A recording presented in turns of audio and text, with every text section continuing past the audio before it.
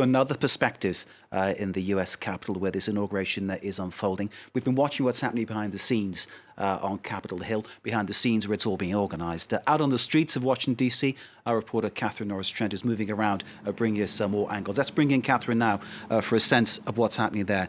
Catherine, tell us about the atmosphere where you are right now and tell us where you are.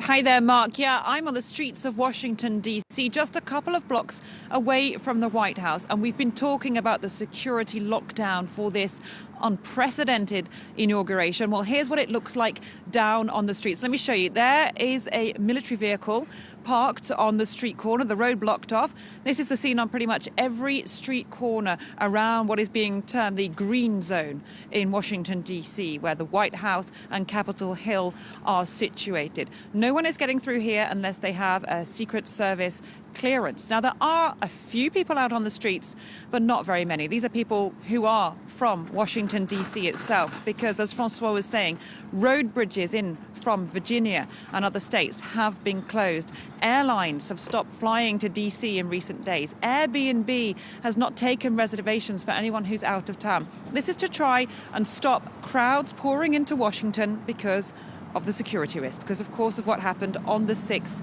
of January. So right now it's a pretty eerie atmosphere. Usually an inauguration is a pretty festive atmosphere in DC.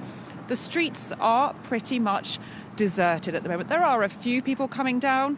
There are a couple of sellers selling Biden and Harris t-shirts, hats and posters, but it is very subdued and people are cautiously waiting to see how this inauguration passes off. Indeed. We're getting the impression, of course, this looks like an inauguration like no other.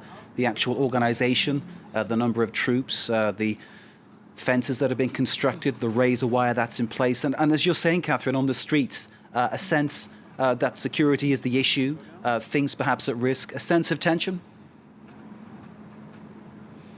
Yeah, there is a sense of tension. People I've spoken to say, look, they're just hoping this goes off smoothly, these people from Washington, D.C. And again, look behind me, those shops and banks are boarded off. People have battened down the hatches, literally perhaps anticipating any further trouble. Now, at the moment, things are calm. There are 25,000 members of the U.S. National Guard stationed around D.C. That's 5 times as many as are deployed in Afghanistan, and Iraq combined. So this is a really unprecedented scenes here.